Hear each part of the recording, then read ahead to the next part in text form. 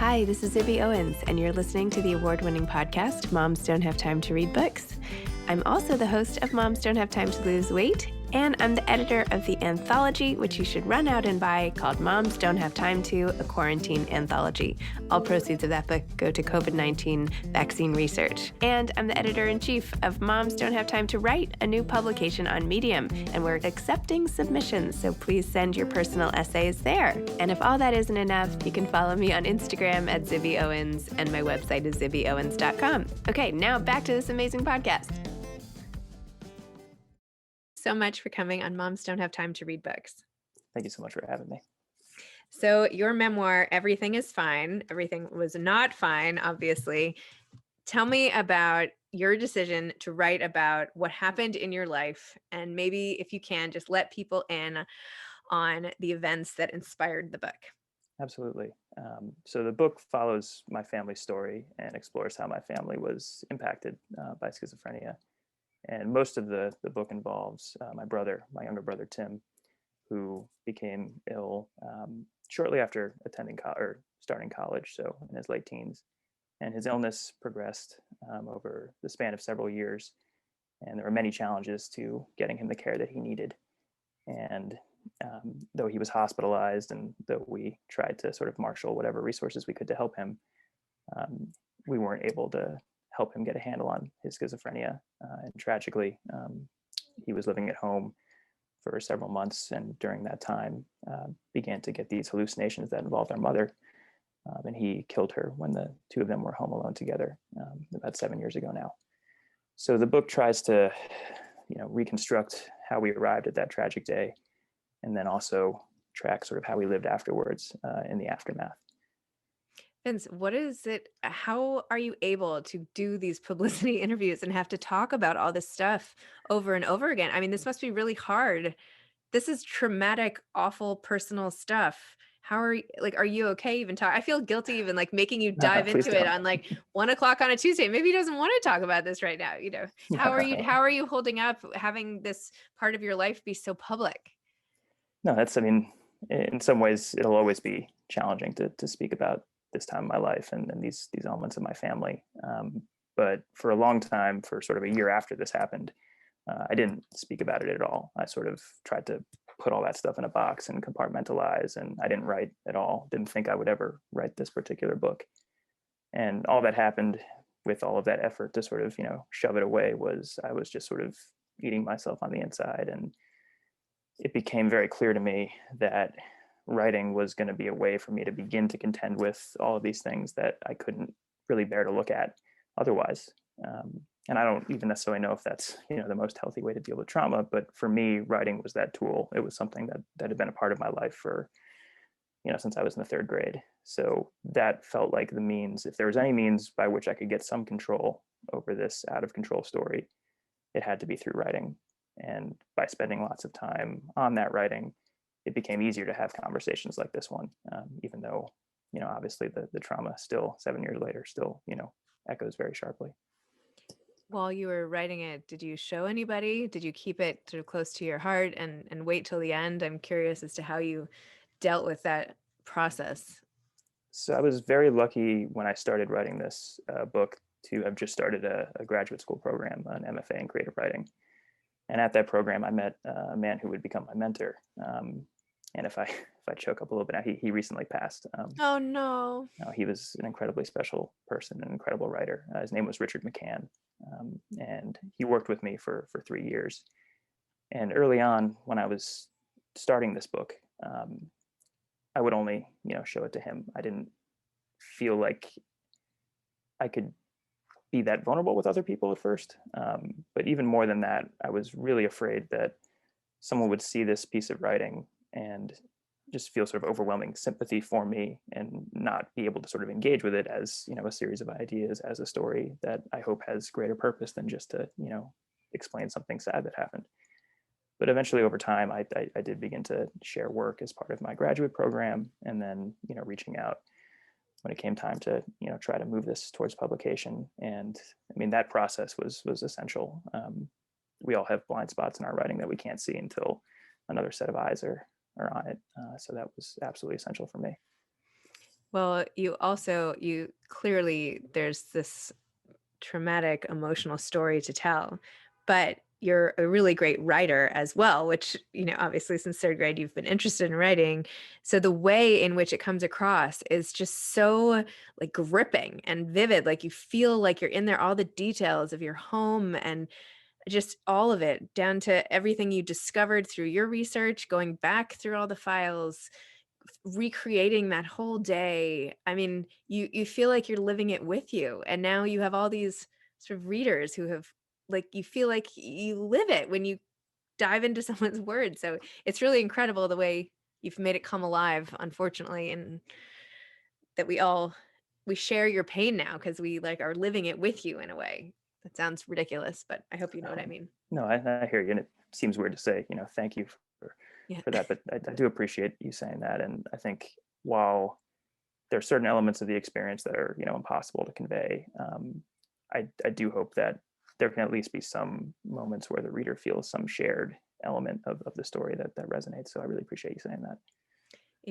There were also parts of the story which shows some of your distance, right, from where you were then Mhm. to your reflections on it now. In particular, the doctor who was consulting with your family, like right up until the morning of the incident, and how you viewed it. It was easy to have the doctor be the scapegoat, right? Like, why didn't he insist that Tim get put into, inpatient care right away? Or why didn't he make your mom call the police? Or why this or that?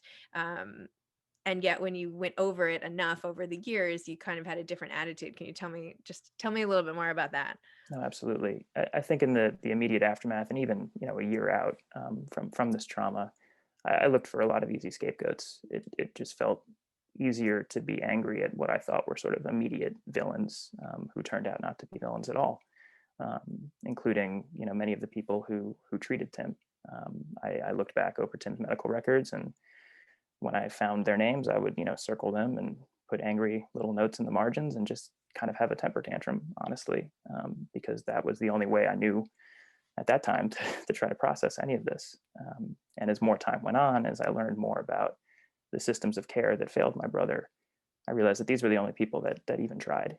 And that the more I learned and the more I really investigated my family story, I could start to see how systemically there were bigger factors that were to blame, and I could start to look at myself as well and realize all that I didn't know during sort of the lead up to what happened in my family, and could start to think a little bit more critically about what I could have done or what I didn't do. So I bet people reading will be thinking like, "Oh my gosh, I could never have made it through." How do you pick up and like wake up and take a shower and have the day when like you've had this experience? Like how do you go on when something like this has happened? And yet here you are, right? You're a published author and you obviously got dressed and like you're living your life. Like what do you say to people who are wondering that, or people who are sort of in the post traumatic state themselves from something else? Like you're almost a role model of sorts, which I'm sure you don't want that, burden to bear at all, but at least you can say that you're still showing up each day, which is a victory in and of itself. So tell me a little about that. And it's the love of other people. I I wish I had an answer that involved three things that I did to make sure I brushed my teeth every night, but I know without a doubt that if I didn't have people who cared deeply about me in my life, I I'm not sure if I would have made it through that year, let alone write a single sentence about this. So one thing I try to describe in the book, and I think if there's something I could have spent more time on, it's the impact that my family members and my close friends and loved ones had on me during this time. And even when I didn't think I was a particularly lovable person during this aftermath, they were right there with me. And none of this, and this being the book, this being me getting dressed this morning, this being me, able to kind of move forward in my life would have happened without that support. You write so well about when your friends organized the not like surprise party. I don't know what to call it exactly, but your friends all rallied together, right? And you went over there in the brain foggy aftermath moment and just got to sit with your friends and be there, and they were just by your side. And there was one friend in particular who you were so grateful for. I'm blanking on his name right now, of course. Charlie, actually, just Charlie. spoke on the phone with him a half hour ago. Oh, Yeah. that's amazing. And you don't always see such examples of amazing, deep male friendship, right? This is like very common in a women's book, right? We're all talking about our friends all the time, but it was so amazing to see how they showed up for you and how much you got out of that. No, and they've continued to show up for me even sort of after that immediate aftermath. And I mean, I think saying that I'm lucky doesn't quite capture it, but in addition to being lucky to have surrounded myself with those type of friends, it was just really affirming in that moment to have someone recognize me as the person I was for the 27 years before the tragedy. Because I think one of the most immediate effects I felt of the trauma was just feeling very distant from myself and feeling alienated, even from my own reflection in the mirror. I had trouble recognizing myself and placing myself. So before I could even really think about who I was before all this happened, I had other people recognize those pieces of me, and that helped me back into myself more than just about anything. Wow. I have to say, as I was reading it, I stopped sort of midway through and I was like, all right, I have to see what everybody looks like, right? Because I had, in fiction, you get all these ideas in your head. So I stopped. And then, of course, there were all these articles. So then I was thinking, oh my gosh, on top of all of this, then you had to deal with like the fact that the press was involved. And I mean, I should have thought, obviously, I just didn't realize you had to deal with like another layer, including even your compassion for the journalist who was like or the photographer rather, who was taking the picture of you like coming out of the courthouse that eventually, they got rid of, but that you had that added layer to contend with. What was that like? Deeply strange doesn't quite cover it, but I can remember that the part that felt the hardest to sort of rectify was that by nature, in local news reporting, whether it be sort of a news clip or a headline in a newspaper, there's only so much space for them to sort of describe what happened. And at that point too, I also didn't know a lot of the details of my own story. And so it bothered me early on, and this is really through no fault of the journalists who were just working in the medium that they were given. They couldn't capture every element of the story. They couldn't show how this wasn't just this, sort of sensationalized tragic event.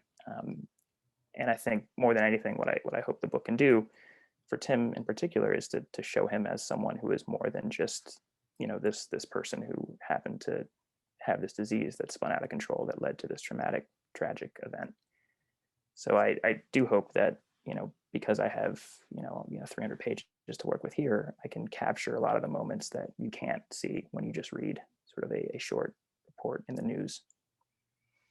And what's like today's update? Like, where are all of your siblings? Like, what's going on with your family? Now I feel like I have the right to pry into your life, which of course I don't, but It's okay. What's like the postscript from today's vantage point? I really appreciate you asking that question. And I mean, I think to start with Tim makes the most sense. And he and I spoke on the phone yesterday. We are still in close touch, though I haven't been able to visit him in person for the last year. But he has now for just about 4 years been consistently and voluntarily on medication. He has moved through several steps. He is no longer at the most maximum security facility, and he's. I mean, it's simultaneously really affirming to describe how thoughtful and how caring a person he is, and how our conversations are, sprawling and cover all sorts of things. And to see him that way, it feels great, but it also is incredibly painful because it's just this reminder that none of this had to happen. He didn't have to go down this particular path. But he is progressing well. He's turning 30 in September, and there are many reasons for hope that he'll have a life, a very rich life, going forward. I am very hopeful. And my sister Lizzie and my brother Chris are both doing well as well, and they've achieved so much in their various fields, and they're living very full lives. And my dad is still in Connecticut, and he and I speak very often. And we've all spoken about the book and sort of the challenges therein. But we're doing the best we can. Wow. So when you sat down to do this, like how long did this take? I mean, I know you said it was a multi-year process. Was there So ever a point where you got, oh, sorry, at the end of your program where, tell me more about, I guess, the timing and the process. sure, I started this graduate program just a little over a year after my mom died. I'd been a high school English teacher, and I was sort of edging my way out of teaching even before this happened in my family. And it was actually the third to last conversation I had with my mom was about my writing and about how I had sort of set it aside for most of the years I was teaching. So I had known before that I wanted to take my writing more seriously, and I thought about graduate programs. But when I began the grad program that I started, I didn't think that I was actually going to write nonfiction. I thought I was going to write fiction. But shortly after arriving and meeting Richard McCann, it became clear that this was the story I had to tell. It didn't feel like a choice at first, at least. So I began really in the fall of 2015, and for about the next 3 years, sort of wrote what at first was a series of essays and then became a memoir. And after that 3 year period, there was about another year of revising and sort of, shopping it around and seeing if anyone was interested. So I think there was sort of 4 years of writing and revising, and then, sort of a year and a half of sort of publishing stuff, getting sorted out. So it was a long period. And I think it had to be a long period for a number of reasons. One, I was learning how to write this kind of book. I had written fiction beforehand. I'd studied fiction beforehand. I'd read predominantly fiction beforehand. I didn't know much about the genre, and I had to learn those things. And it was also very helpful to work through this over a long period of time so that I could get a bit of distance and understand certain elements of the story that felt too immediate and too, still too sharp, I think, when he started writing a year after. Well, it's like not the worst part, but the fact that now, of course, you still have to deal with the loss of your mom, right? Forever. Right? That's not something that can ever, that's like, I don't know, I've had loss in my life. And I think one of the things about it is just the finality of it. Like there's nothing you can do. You can't be like, oh, I should have gone this way on that drive. Next time I'll go that way. Or there's nothing you can do about it, which for me has always been the biggest sort of stumbling block of the whole thing. Like, you're always going to have that grief and that loss. Like, how do you maintain her connection, right? Because I think how do you keep her sort of alive in your mind? How do you process that grief and sort of carry her spirit with you, if you will? And I appreciate you asking that question. And again, I wish I had a simple answer. And I know I mentioned just previously that one of the last things that we spoke about, my mother and I, was my writing. If we hadn't had that conversation, I think writing this book would have been much more difficult. And, while I know I can't take that conversation as sort of like one of her final wishes, and that would be reading a bit too much into that exchange, I think about that conversation with her so much, and think about how much time I've spent since she died writing, and how she knew what writing meant to me, and how writing this book is as close as I can come to, having a conversation with her, or thinking about sort of, her impact on my life to this day. So I unavoidably, whenever I write, she's right there with me. I'm so sorry. I'm just so sorry that you lost her. Appreciate you saying that. Thank you. Do you have any advice for aspiring authors? Well, I think aspiring authors, maybe speaking specifically here to people who are trying to write memoir or essay, or specifically writing about traumatic experiences and difficult experiences, because I think many people, like me, feel at some point the urge to try to sort through difficult memories in writing. And I think starting that process is incredibly terrifying. At least it was for me. And if I didn't have someone like Richard to sort of coax me along those early moments, I don't know if I would have started.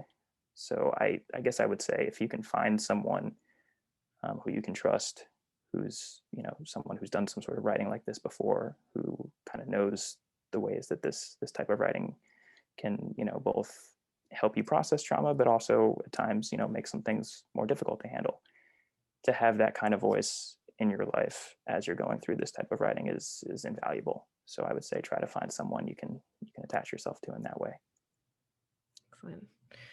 Well, thank you, Vince. Thank you for sharing your experience. I'm sorry for everything you've gone through. Thank you for using your words to help other people who will benefit from reading this, no matter what they're going through in so many ways. And just that we got to know the people in your family so well. I mean, I feel like I know your mom. Excuse me. I feel like I know your mom and Tim and your siblings, and you certainly from how you wrote about them. So I feel privileged to have gotten to know her in this way. I'm very glad to hear you say that. Thank you so much. Okay. Thank you. Take care. Bye-bye. Thanks. Bye. Thanks for listening to this episode of Moms Don't Have Time to Read Books. Don't forget to follow me on Instagram at Zibby Owens and at Moms Don't Have Time to Read Books. Also sign up for my newsletter at zibbyowens.com and sign up for my virtual book club and meet lots of authors on Zoom every other week. Thanks so much to Steve and Ryan at Texture Sound for the sound editing. And thank you to Morning Moon Productions for providing this fantastic intro and outro music.